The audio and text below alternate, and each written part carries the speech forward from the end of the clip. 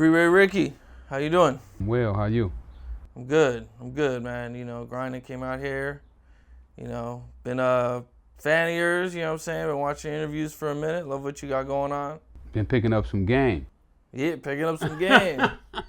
There's definitely room for that. Yeah. First time sitting down, I figured, for my audience, get to know you a little bit better. Absolutely. What's up, y'all? You're from South Central. What was it like for you growing up there? I felt like my life was like everybody else's. When you grow up in an environment, you adapt to your surroundings, and you start to believe that that's the normal way to live, and that's the way everybody else lives. So, I felt perfectly fine here in South Central, and still do. That's why I'm here right now today. Yeah, we were right here down the street from where you grew up. You in the hood.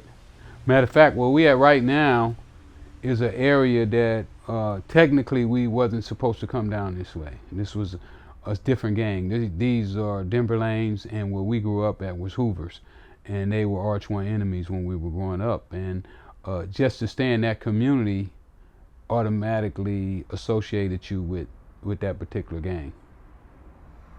How'd you avoid becoming an actual gang member? Well, I always try to be the boss. So when you're the boss, you pretty much dictate to everybody. You don't allow others to tell you what the norm should be. You start to set the narrative of what a situation is, how it should be ran, who should be doing what, and so forth. Okay, and so just not wanting to be like a soldier, just wanting to be your own man, your own boss. Absolutely, always. Influenced you. When we played football, I was a quarterback. We played baseball, I'm the point guard. We play basketball, I'm the point guard. Baseball, I'm the pitcher. So I'm always the guy that is dictating the plays. I don't know. It's just something that just came to me. That I've always been like that. I've always enjoyed it, and I just accepts it and run with it. Okay. And how did you get into selling drugs? Well, I just got arrested for Grand Theft Auto. I think I had like 7 counts of Grand Theft Auto. I had a body shop, and I was down on my luck. I couldn't steal cars no more, so I didn't have any way to make money. And I was just sitting on my porch one day contemplating on what was going to be my next move. I was fighting, like I said, 7 counts of Grand Theft Auto. Each one carried 3 years in prison, and I was a little worried about going to prison. So I wasn't stealing cars no more, and my boy called me and was like, "Man, I got the new thing." And when I got over there, I was skeptical, at first, when he first showed me cocaine. I never saw cocaine before, had only on TV. So I was skeptical, and the prices that he was telling me was unbelievable. But I knew from that day, I knew if he was telling me the truth that I was going to be rich. Matter of fact, when I got to the house, I told all the homies, I said, "Y'all better come on and ride with me because I'm finna be running LA." Just like that. Just like that. I'm doing a documentary right now where all my friends will be telling the stories about our childhood, and you'll see what they say, how I felt and what I saw. I don't know, I just got a way of seeing into the future. I can see what moves need to be made in the future. I can't remember what happened yesterday, but I can predict what's going to happen tomorrow. Better than most people. Do you remember what year this was? Probably around 79. 79, okay. Yeah, 79, 80, somewhere right in that area. Was this like right when crack was invented? Nah, it was already out. It was only the really elite was the only ones that had access to it, though. Poor people didn't really have access to it.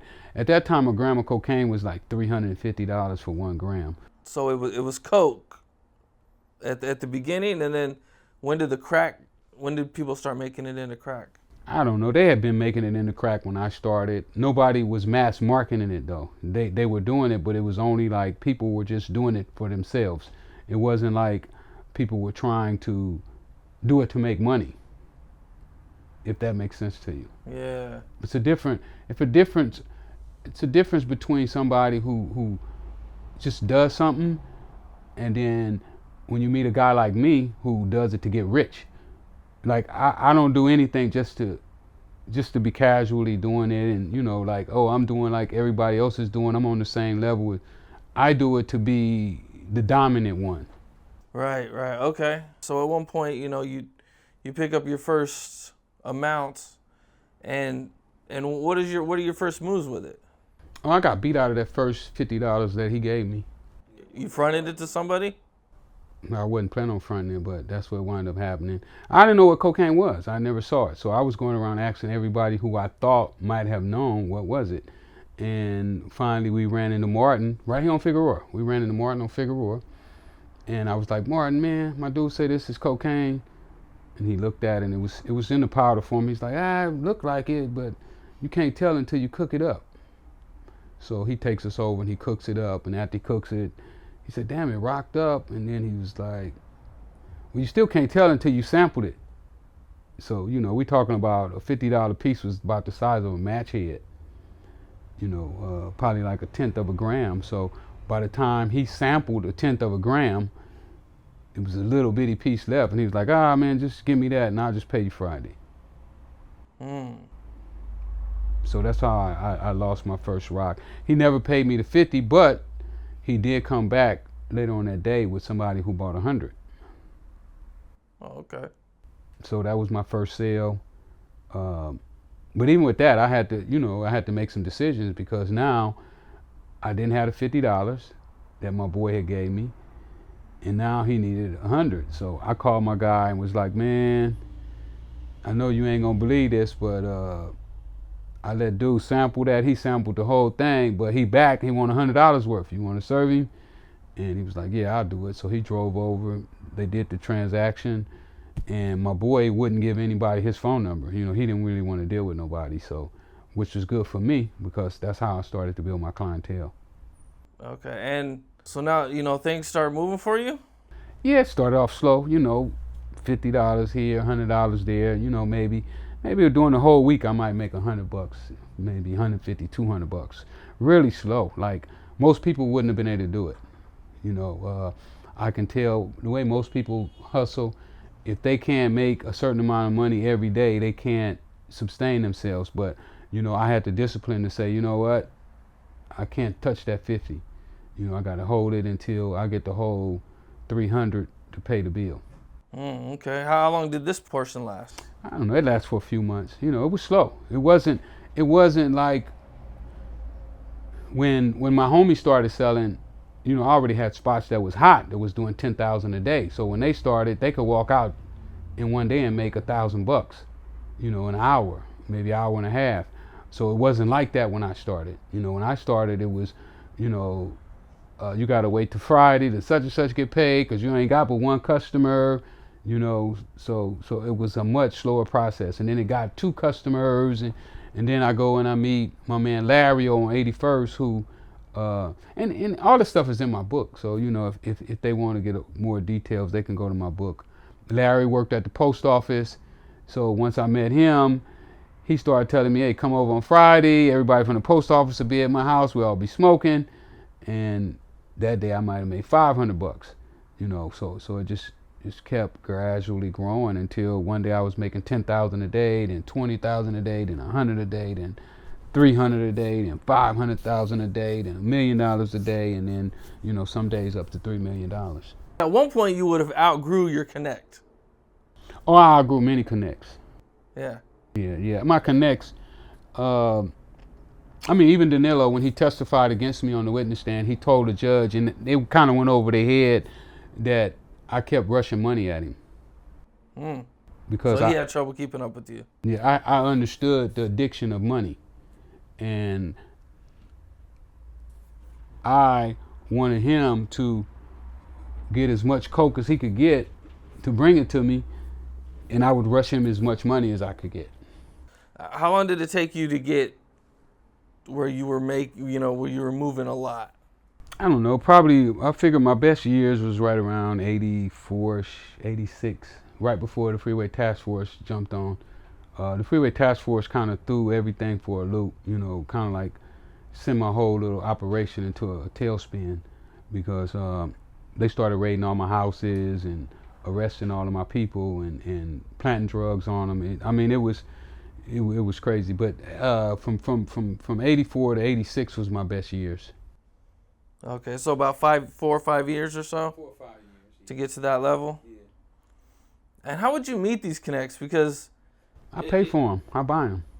so you would pay somebody to introduce you to Yeah, them. I paid to meet Danilo. I paid $60,000 to meet Danilo, cash money. And Danilo paid $60,000. We both paid $60,000 to meet each other. Because, for people that are watching, people don't like to give up their connects. No, they don't give them up. Right. You got to buy them or steal them. Okay. That's a lot of money. So a dude who hooked you guys up made $120,000 just for... Yeah, just for saying, Rick, this Danilo, this Rick. Mm. But I made that back the same day. Yeah, because now you I got a discount. access to... I got another discount. So as soon as I got that discount, and you talking about at that time, when I met Danilo, I probably was doing maybe 40, 50 kilos a day. So you figure if I got a $2,000 discount, I made $80,000. So I probably made a $20,000 profit from what I paid him for the introduction. First day. First day. Whoa. It was an easy decision. Very easy decision. Definitely. Almost a no-brainer. And what was his name? Danilo. Danilo, and that was the top. That was the top guy that ended up. He wasn't the top guy. Norman was over him. It was a couple guys that probably was bigger than he was, but he is the biggest guy that I actually did hand-to-hand business with. Norrin, I never did business with Norrin. I did business with Chuco. Chuco was pretty big too. Danilo, it introduced me to Chuco, but I only did business with him a couple times. And I think his father had got kidnapped or something over in Colombia, so he had some problems and he kind of like fell to the wayside really quick. He got out of the business? I don't know what happened. I never seen him again. We did a few deals, which was crazy. The numbers was gonna be really like, I think he was like 9.5 a kilo or something ridiculous. Where I was gonna I could have murdered the market, because then I was. Because that's real. Okay, so for people that don't know, that's really, really cheap, right? During that time. Yeah, well, Danilo, I probably was paying Danilo like 12. Oh, okay. 12,000 a kilo, and then to go from 12 to 9.5 though is like, that's like unbelievable. Yeah, you seem like a laid back dude. How'd you avoid all the troubles that come with selling drugs? Well, I kind of was invisible.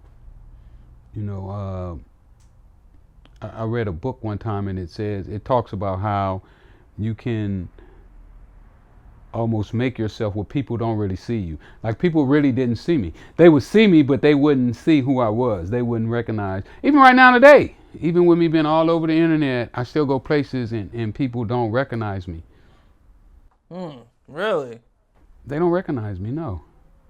And then the ones who do, they recognize me for selling cocaine in the past, but not for the stuff that I'm doing right now today. Like the stuff that I'm doing today is almost invisible to most people. They can't see what I see. I guess that's the word that I'm trying to say. Even the people around me, I mean my friends and family, they don't see what I see. They can't visualize.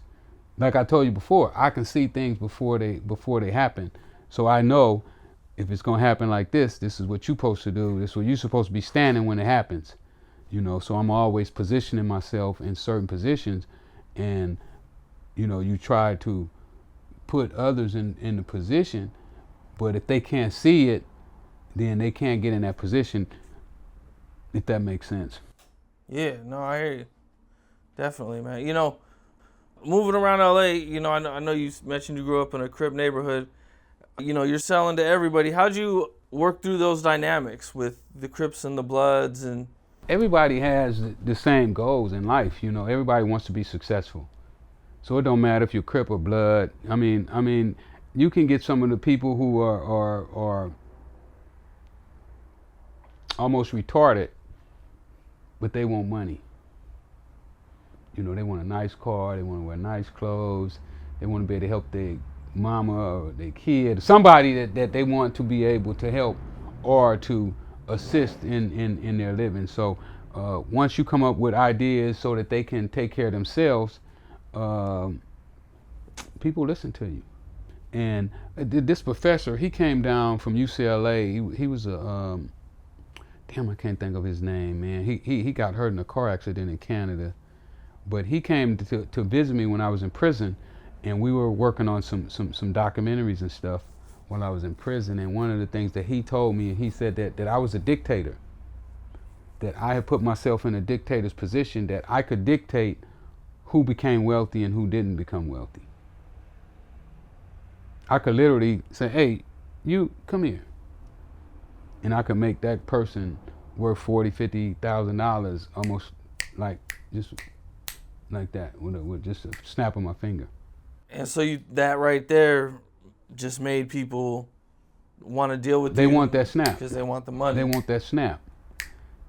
Hey, Rick, do this for me. Do this for You know what I'm saying? So, yeah. And then I like doing stuff for people. You know, I like helping people get on.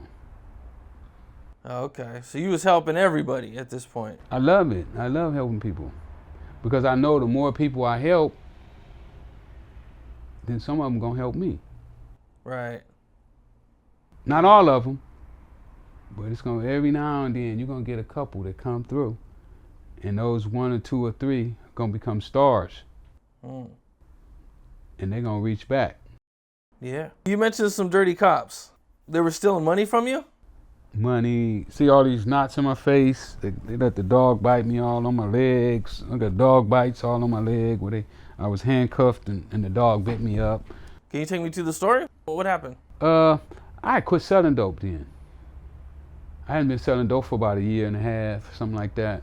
And I was just working on my buildings. Do you know what year this was? 89.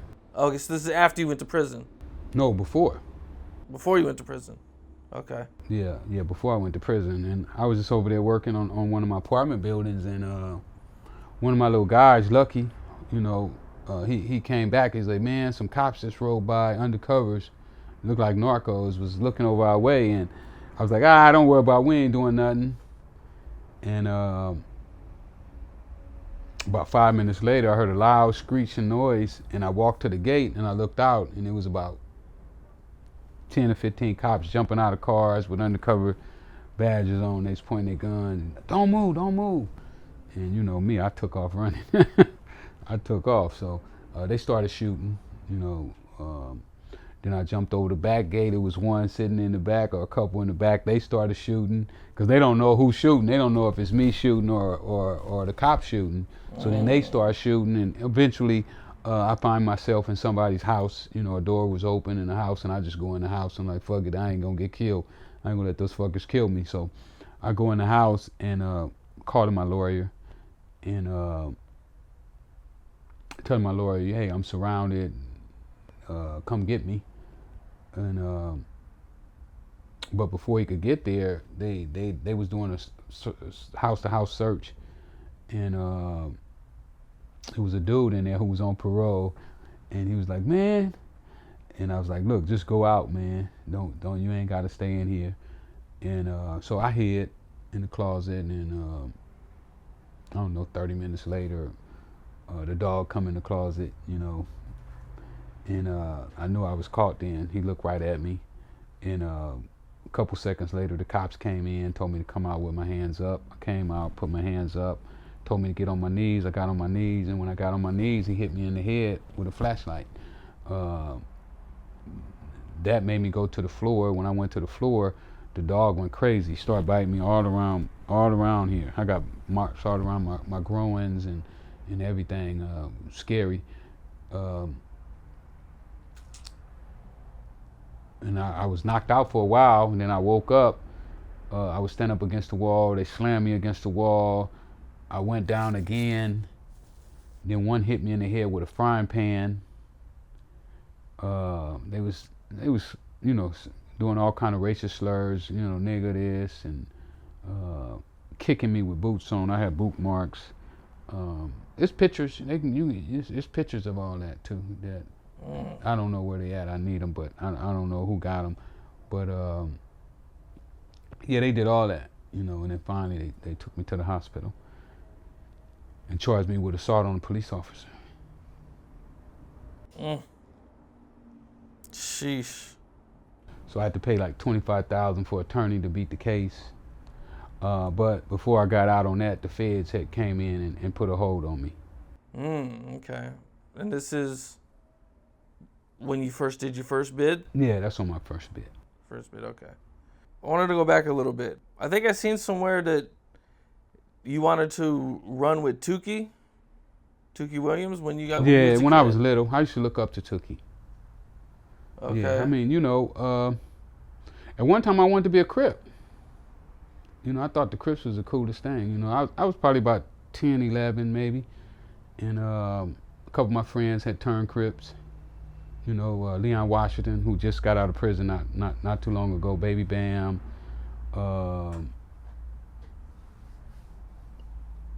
So a few of them had turned Crips. So I wanted to be a Crip, but my mom was different. My mom went with a telephone card. So, you Crip and you gonna Crip out of her sight.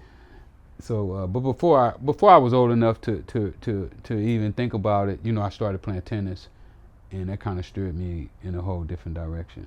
Were you and Tookie the same age, or was he? No, he was older than I was. Okay. He's a little older than me. Did you guys ever meet? No, we never spoke. But I've been in the vicinities that he was in. I've been in the park when he was there, and the Crips was having their meetings. We would be on our bikes, and we would just be standing there watching them. We'd watch him play football. Oh, okay. What about in prison? In jail, did you guys ever meet? No. He went to the state. Oh, okay. Right.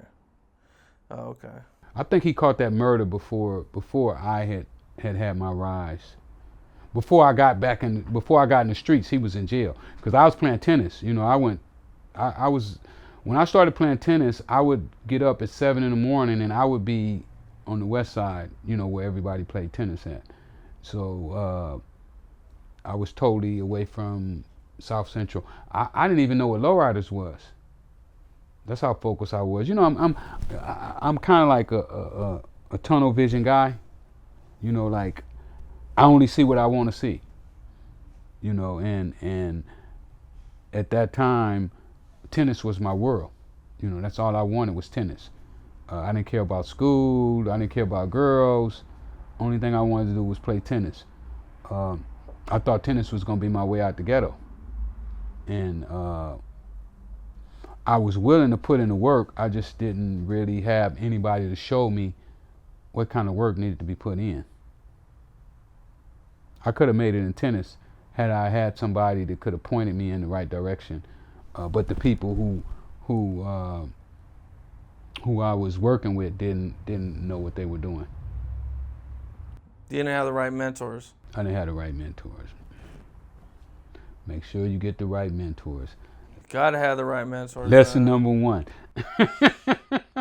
That's real, man.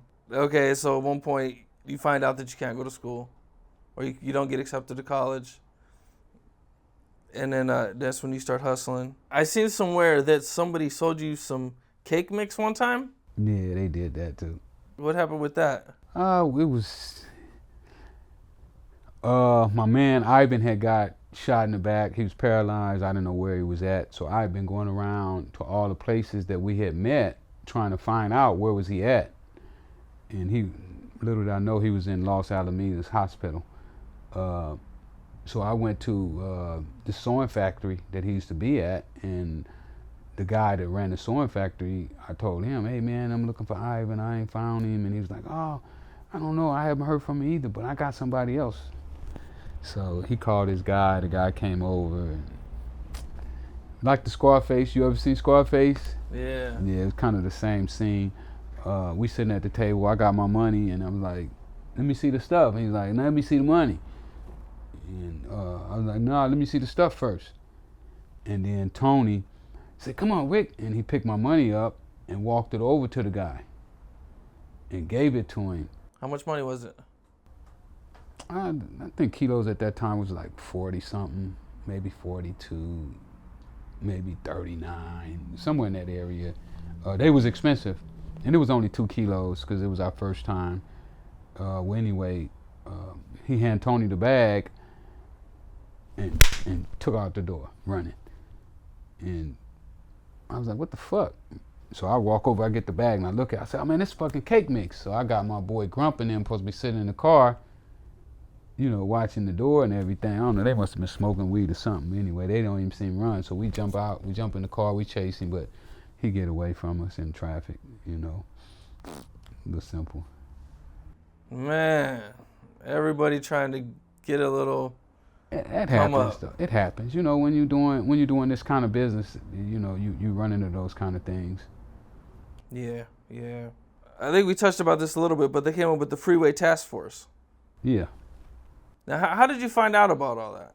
The first time I found out, it was I had a gardener named Tweety, and Tweety was like the drug dealer's gardener. You know, he did all of the big drug dealers, Tootie Rees, Little Willie. He did all their yards. You know, he's like, it's crazy, but he was the drug dealers. Okay. He was the drug dealer's gardener. Just like right now, I'm getting ready to do a documentary on the drug dealer's girlfriend's hairstylist. She told me some stories a couple weeks ago. I was like, oh fuck, don't talk no more. Don't let nobody hear this shit. let me show you how to sell this shit. So he was the drug dealer's gardener. He did all the drug dealer's yards. Okay. And so one day, he was out doing the yard, and I came out, and he talked real funny. He was a country boy, and real squeaky voice. You see your house in the newspaper? And I was like, what? He's like, yeah, your house in the newspaper. They say they got you under surveillance. They put this shit in the newspaper, right? Yeah, that's. It was in the newspaper, right? And this guy was talking about he was gonna rob the house, but he saw the police watching it, and he figured that I was protected by the cops and all kind of crazy shit. And I was like, what the fuck? I moved out that same second. The second he said that I moved, he showed me the article. I moved out the house. You know, we left everything there, just like left that motherfucker wide open. The way it was. Yeah. Okay. Yeah, so that's how I first found out about the freeway. No. I didn't know there was a freeway task force then. I just knew that the cops was watching me. I found out it was a freeway task force when I hired Frenchie. I hired a private investigator to follow the cops around. And because we knew the cops were dirty. They was planting drugs and you know, beating people up, so we knew they were dirty. So what I did is I hired a private investigator, and he told me it was the Freeway Task Force. Okay, so you hire this investigator, and what he follows the cops around everywhere they go? Yeah, every time they raid a house, he'd be right there, and he interview all the witnesses, and he would go to jail and interview all the guys who went to jail, and I mean, it was brilliant. Okay, and he what does he find out, that they're stealing money? Everything. He had all that. And we had a whole little book. I wish I could get that book right now. I mean, would be a great movie. So this is like some Rampart before. Rampart was the offshoot. Rampart was the ones who didn't get fired. They went to Rampart and started all over again.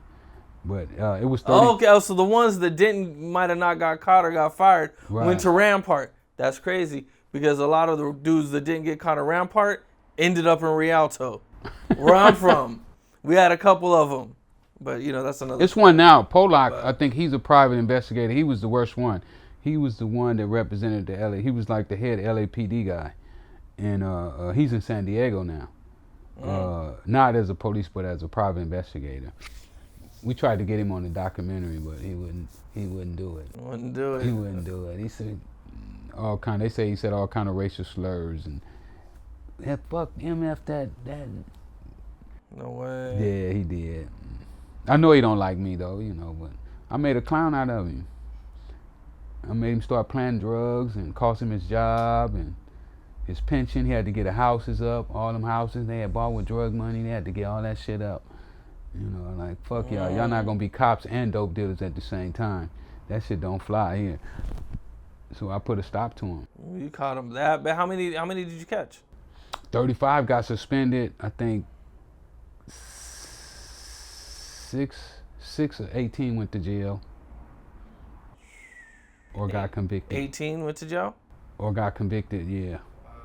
They didn't get much time though. A lot of the serious charges they let them off on, Frenchie had stuff where these guys had, this one guy had like a big fish tank at his house and he had catfish in it and they took catfish and put it in his shirt. Catfish, when they get scared, they put the spurs on you. And they said the fish was spurring him and it was crazy. Electrocuted a guy.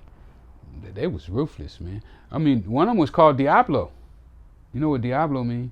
Mm-hmm. Yeah, his name was Diablo. The cop's name. That was the cop's name, Diablo. Wow. Sobo was called. He was the sergeant. He turned on them. He testified against all of them. And they called him Diablo. So I showed you who they were. I'm gonna capture all this though in the TV series. We're gonna start shooting the movie in January. You gonna do a movie or a 10-part? I'm gonna do series? a movie first because I want to break the box office. I want to have the all-time movie ever to be at a movie theater. So I'm gonna do that, and then after that I'm gonna come back with the TV series. That's what's up. Man, I love the TV series because there's like 10 parts and you get to see the more details. I don't know how long mine gonna go, man. I've been interviewing my friends, getting their best Rick Ross stories, and this thing could go forever. Because there's so many people that I came in contact with, and there's so many different stories that it's just, the story's just gonna be jumping all around. But I think it's gonna be good. If people like the snowfall stuff, they gonna love mine. Yeah. Yeah, they got all these people that never been in the streets telling street stories. I'm like, how the fuck these guys? They don't know nothing about the streets. So it's gonna be a breath of fresh air to have a real street story finally come out. Where people gonna relate to it. Yeah, that's what's up. At any point, did anybody ever try any janky business with you? Oh, I got janked all the time. That's normal. Yeah, I done had so many things. People beat me out of money. What do you think was like the worst or one of the worst times? Well, one of the coldest tricks that was ever played on me was one of my guys, Dave Chow and Big Mike.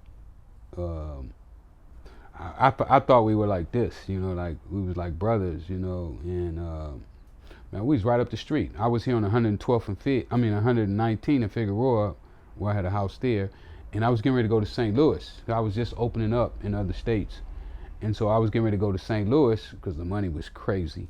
Here a kilo was 27, and in St. Louis they were like 65. Like damn, ridiculous. So. My kilos had just landed in St. Louis. They was there, and how were you getting them to St. Louis? I had drivers. Drivers? No planes? Nah, I didn't have planes. Back then you could drive it in the car easy. Nobody was really checking. And then I would get guys like from Texas.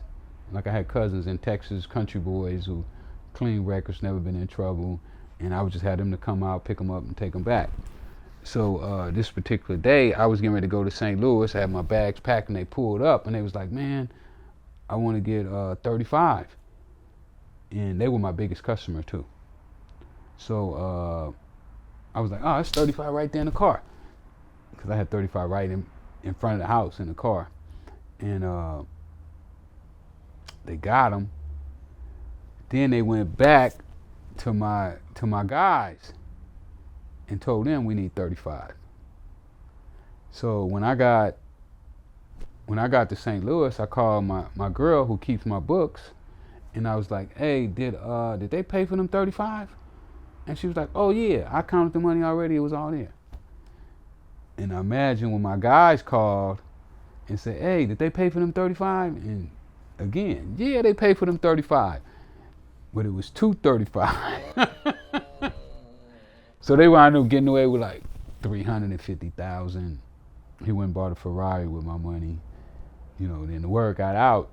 One of my partners, who was one of his partners, you know, they had a little argument, you know, over a chick or something. He called and told me, "Hey, you know them dudes did the double whammy on you." And I was like, "What you mean?" He's like, "Yeah, they got 235s." And I was like, "Huh?" So I called my guy. I was like, "Jay, you gave them 35?" He's like, "Yeah." So I went to the books. I was like, "They only paid for one." So then, you know, they try to laugh it off. "Oh man, we was gonna take care of you," but they never took care of it. But that was just one incident. But you know, so many when you doing that volume of business though, it's only natural that things like that is gonna take place. You know, somebody's gonna take you.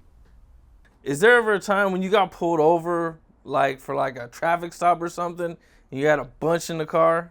Nah, I didn't ride around with dope like that. If I had dope in the car, I was going to pick it up or I was going to drop it off. Like how people just ride around casually, you know, going to see their girl with dope in the car. No. Now, that happened to us one time. I stayed in Norwalk and I had my girl driving the car with the dope in it. And she pulled off to go to the doctor. And I'm infuriated. Right, this is like the first of the month. I got like 2 kilos cut up in $50 pieces. You know, I'm finna kill. So when she do that, she pulled over to the doctor's office. I jump out the car. What the, you know, cussing like, "What the fuck you doing, man? You know, motherfucking well, you weren't supposed to get off that damn freeway." So I gotta go to the doctor. So I had my dudes in the truck with me. I said, "Man, get the car." And so they jumped in the car. As soon as they got in the car, the sheriff got behind them, pulled them over. They the first ones to go to jail for like 2 kilos of crack cocaine cooked up, all cut up, everything. But at that time, it was really like no big deal. I think their bail was $50,000 a piece. So. Oh, so this is before they put the extra laws on. Yeah, it was before the laws. Nobody really cared. You know, in the beginning, nobody really cared about cocaine, the fees, and they probably boosted their fees up. You know, because they wouldn't talk and they both ran. You know, they both jumped out the car and ran. So they probably hiked their bail up and everything, but they didn't stay in jail an hour. I had them out of jail less than an hour. Did they beat the case or? Yeah, they both beat the case. Both yeah, beat the case. I put Alan Fincher on the case, and he, matter of fact, that was the first case that he won for me. That's how we became tight the way we did, and that's the way he became my lawyer, because he won that case. Because I didn't want my guys to go to case because they had absolutely nothing to do with that dope, other than they was just driving that car for me. So they weren't even dealers or anything? I don't know if they was dealing then or not. I don't know if they were. Most of my homies started late. You know, when they started, I was already like $500,000-$600,000 strong when they started, because they took them so long to see, you know, what was going on. Once they seen that you were cracking, then they was like, okay. Yeah, they started seeing the houses and the apartments, the cars and the junkyards, the tow trucks and race cars. It got almost impossible to resist. I can imagine. It would have been hard for me to resist. I seen somewhere you had a big meeting in Miami with the Colombians, where you bought like $600,000. Yeah. We did that with David Chow. He had set that up, and we flew the money down. We all flew the money down. I think it was like 6 of us, so we all flew with like $100,000 a piece. So was this like your first big time? Yeah, that was the most I'd ever spent at one time. Yeah. at that point in time, right? Mm-hmm. What was it like for you? It was scary. You know, we going to a foreign place. We'd never been there before. You know, we'd heard the stories about Miami, and then we down there with no guns. You know, we didn't bring no guns or nothing with us. So it was kind of scary, but, you know, we kind of knew how to, you know, we kept the money separated from the dope. You know, we went and seen the dope first, and then we let them see the money. So it made it a little smoother. So you guys drove it back? Yeah, I bought a $1,500 car. I spent all my money on dope. You know, I didn't save any money. I spent everything I had. How much were the keys back then? Do you remember at that point? What was we paying for those kilos? 30 something. Probably 30 something. 35, 38. Maybe 40. They was high because we had 600. I think we only came back with like 20 kilos. And you guys drove it all the way back from Florida? Yep. I blew the truck up. The truck that we bought in Georgia, I blew it up in Tennessee. I blew the motor in Tennessee. And then we rented a U-Haul truck because we didn't have ID. We didn't even have driver's license, man. I rented a U-Haul in Tennessee from this junkyard, and we drove that little U-Haul truck to Vegas, and then the guys picked us up in Vegas. Oh, okay. Okay. And then you get back, and it was over. Once we got to Vegas, it was over. You know, it was. Now, when you started, you know, buying these big amounts, are you still breaking it down and selling? Some. I did both. know? I did both. I would take 1 kilo, probably make 100,000 off of it. And then the other ones, you know, I'll probably break it down into ounces, quarter pounds. So you just Nobody was buying kilos back then. They didn't have no money. See, I took all the guys who started buying kilos, most of them, even in the city, that I start them off, you know, with their first ounce or their first quarter pound, because they didn't have no money. I showed them how to get money. Okay. When I started in the game, most of these guys, they thought having an ounce was a big deal. And it was a big deal when I got my first ounce. But I have a tendency of being greedy. And I always want more. So you get the hustler spirit from, you know, whatever you're doing. Yep. Just take it, just keep it going. They say you had $1 billion pass through your hands. I don't know. I never counted. Probably, maybe more than that. I mean, that's a lot. You figured I probably did that in 2 years. You figure $1 million every day, and some days 3 million. And it went up anywhere from 1 million to 3 million, so it just fluctuated. What were you doing with all this money? Buy stuff, buy houses. I mean, this was before they questioned the money. The government was as strict on the money. Oh, they had the $10,000 limit, but you know, people work with you when you got money. But you work with shady people too. I see. So you were able to stay under the radar then. Yeah, well, it wasn't hard though. A lot harder now, I take it. I don't know. Oh. I wouldn't say that. Okay. I gotta get the money to find out. Can you walk me through a day, a $3 million day? What's that like? You go to bed at 3 in the morning. You get back up at 7. And all day it's just one meeting after another one about cocaine. And then finally you get the cocaine, and 15 minutes later you sold out. And you get some more right then and there, or? No, I start working on getting more, but I'm probably go play some basketball. So you'd have it all sold half the day through? Yeah, once I get it, it's sold. I would do everything before I even got the cocaine. I would sell it all. Like I would have all my guys come, go get their money counted. You know, take your money to the money counters. You know, get your money counted. By the middle of the day. That's why the cops were so frustrated, because they never catch me with drugs. So I'd only have it like 15, 20 minutes. And then even then, I didn't do it. I had some little bitty guys, you know, they were like 15, 16 years old. and I would just park the van, and then we would put all the bags with people's names on it in the van, and then they would just, as guys pull up, they jump out of the van, hand them their bag, and then we would do this up in Baldwin Hills where the rich people were at. So, you know, nobody is looking for nobody doing drugs up in Baldwin Hills. So they just pull in front of somebody's yard with the van, and cars would just drive up, and we just throw them in the car. 15, 20 minutes, we done. Like that. $3 million. Boom. Yep. That's crazy, man. I seen somewhere where you talked about when you learned about how much Magic was making. Yeah. What was that like?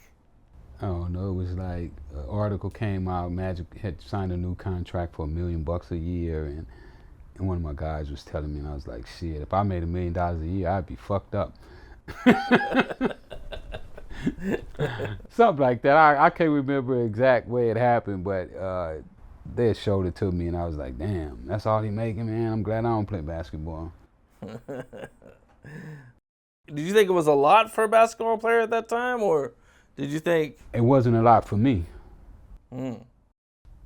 You know, it might have been great for a basketball player, but for me, it wasn't enough. It wouldn't have sustained my lifestyle at that time. Yeah, that's crazy to think. Like, you know what I'm saying? To like Magic Johnson, and you know how. Yeah, I had myself in a position of unbelievable power. I mean, I could have did so much, but I was still young, you know, and didn't really understand the skip to the next venture. You know, I could have skipped to another venture really easy, you know, because when you have that kind of money, a lot of people are attracted to you, if that makes sense. Yeah, you had all this money, so you could have easily just bought a bunch of real estate or invested in. And I did. I used to work with Bill Little. With who? Bill Little. I don't know who that is. You got to Google him. Real estate guy? Yeah. He's one of the biggest landowners in California. Really? Right now? I don't know if he's still living. Oh, okay. But back then? Oh, okay. Yeah, most people don't know who that is. Like with him, I bought a guy a house to introduce me to him. Mm. You wanted to learn from him? Yeah. Okay. Yeah, I picked up the point of learning from other people from playing tennis. You know, it's better to take lessons from somebody who knows what they're doing than to go out and try to learn on your own. So I kind of picked that up. So when I heard about Bill Little, I wanted to meet him. Mm. Did he teach you a lot about real estate? Yep. Okay. Some stuff that I'm going to use right now as soon as I get my money right. That's what's up. What do you think was the craziest thing you bought? I didn't really buy much. I bought property most of the time, you know. Did you ever buy like a crazy present for a girlfriend or something, or? Nah. I bought Al a boat one time for his birthday. You know, everybody, they was telling us it was his birthday, and then they wanted to throw a party or something. And I was like, damn, I ain't never bought Al nothing for his birthday. And then we were out. I know everybody was going out on boats. Everybody in L.A., all the drug boys was going up to a lake for a boat. So I went and bought me one of the little 25-foot speed boats. I went and bought one for the day. And while I was there, I saw this 40-footer with 2 motors on it, and I mean one of those Miami Vice boats. And then I was like, I think my brother David might have been with me. I said, man, you think I'd like that? And he was like, yeah. So I asked the dude about it. He was like, oh man, that was a drug dealer who went to jail's boat, and we never finished it. And I made a deal with him and I bought it. So that was probably your most... Yeah, probably the biggest. Wildest thing you bought? Yeah, probably so. What was your experience like in the music business? I dipped and dabbed in the music, but never got in it wholeheartedly. You know, I never put my soul into it. I feel like I could have been the king of hip hop or the music industry, period. You know, I ran around with Dick Griffey, Otis Smith. You know, those are the guys who started independent music. And at one time, they would have did anything I wanted them to do. You know, so if Dick Griffey is the ones who negotiated the deal for Death Row. Okay. And Yeah. Death Row was housed inside of Dick Griffey's office until they finished the deal with Interscope. So, I was right there. I could have literally did anything I wanted to do in the music industry. Reggie Rutherford was a friend of mine. We went to school together. Reggie Brass was the Godfather's personal bodyguard. He tried to introduce me to the Godfather back in the days. So, I was in a position where I could have did whatever I wanted to do in life. Pretty much what I'm doing right now,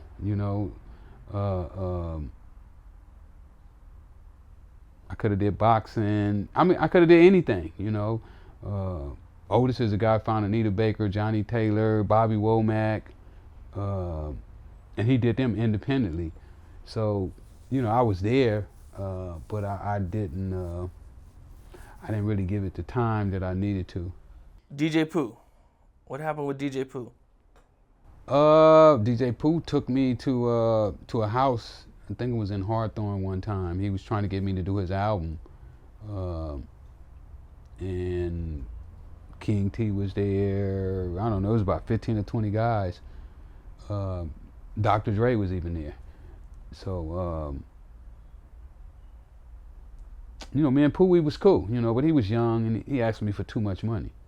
If I probably would have did his album had I not just given Otis $600,000 for Anita Baker's album. So when DJ Pooh asked me, he told me he needed $200,000 to do an album, but if he would have said he needed $30,000 or $40,000 to do an album, I probably would have did it.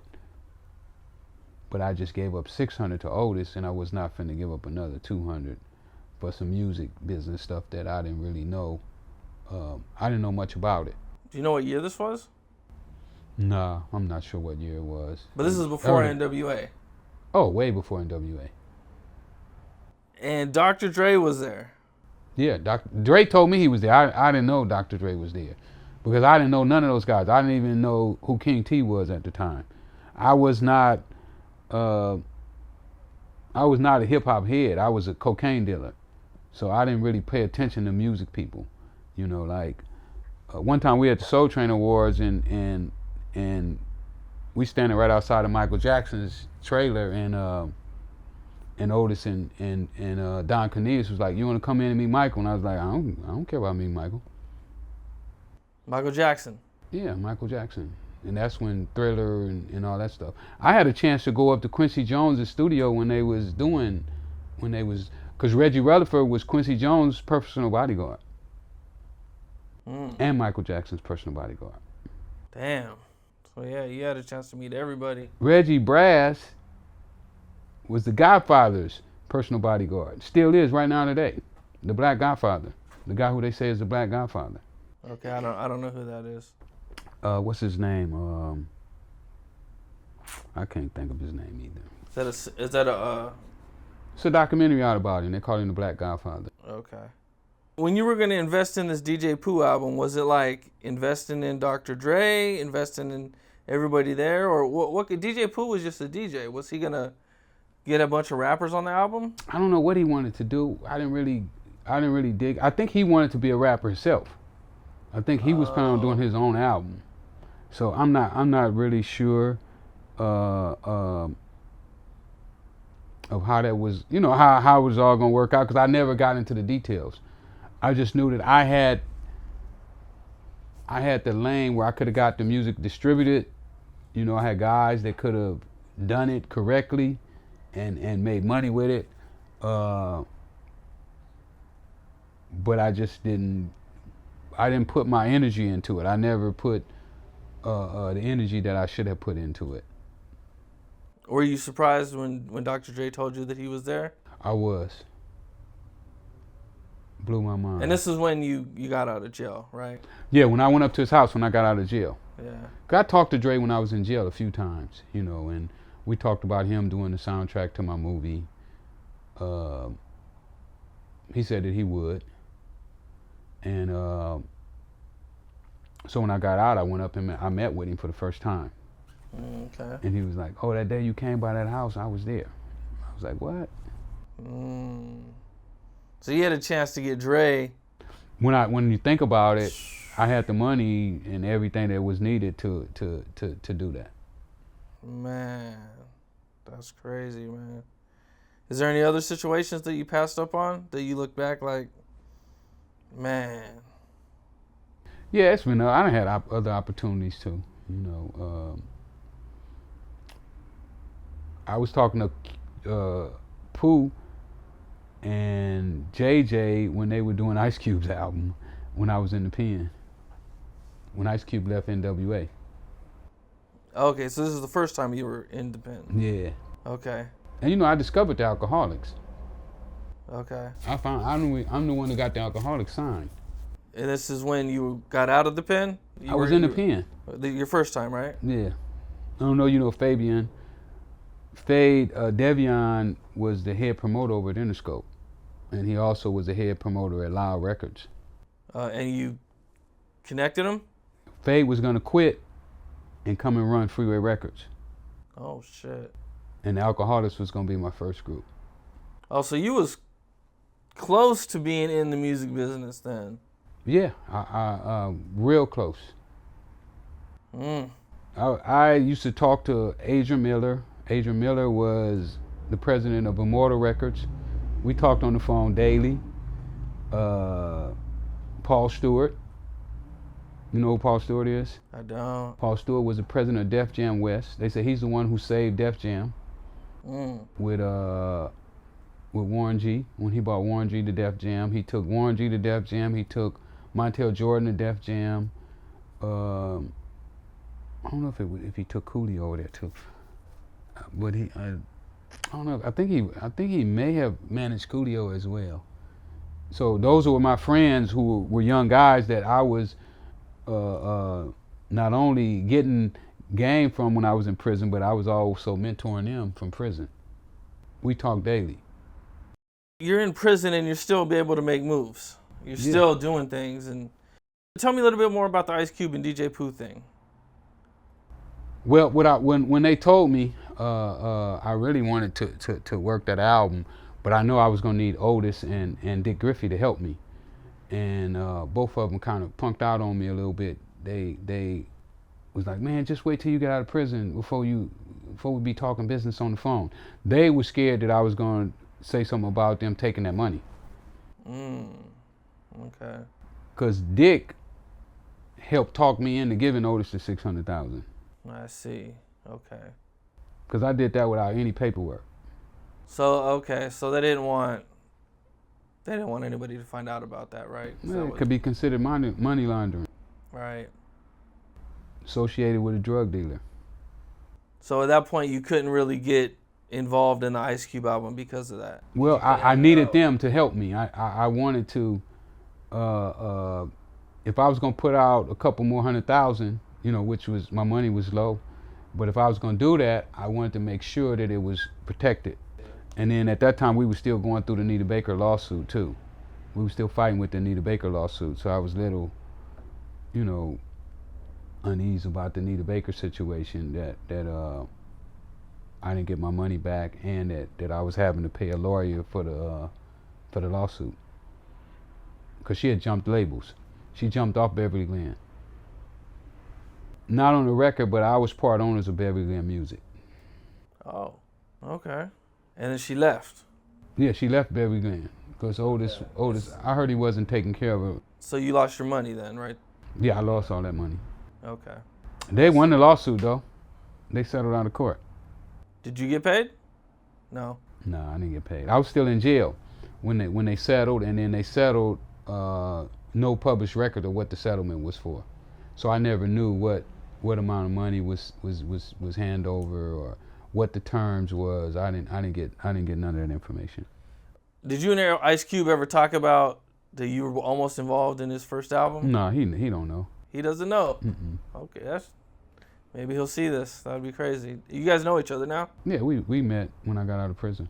Okay. The first time. We talked about him playing my role in the movie. That would be nice. I was working on him. Not now. He couldn't do it. He's too old now. Oh, okay. Oh, okay. So this was in '93 when I got out. Okay. All right. Well, man, I super appreciate you, man. No doubt. Thank Dope you. stories, man. Thank you. Y'all go check out my Instagram page, my Twitter page, Freeway Ricky, Facebook. I'm all over the place. Also, you can get my t-shirts, my books. Make sure you read the book. You're going to get the whole story. I put it all in there. And be ready for the new one that's coming out. It's going to be off the chain. Documentaries, movies. And check out my weed brands. You know I got 2 weed brands out right now. I'm working on about 5 more. So check them out as well. Your man is making moves. You better get with it. Appreciate you, man. Thank you.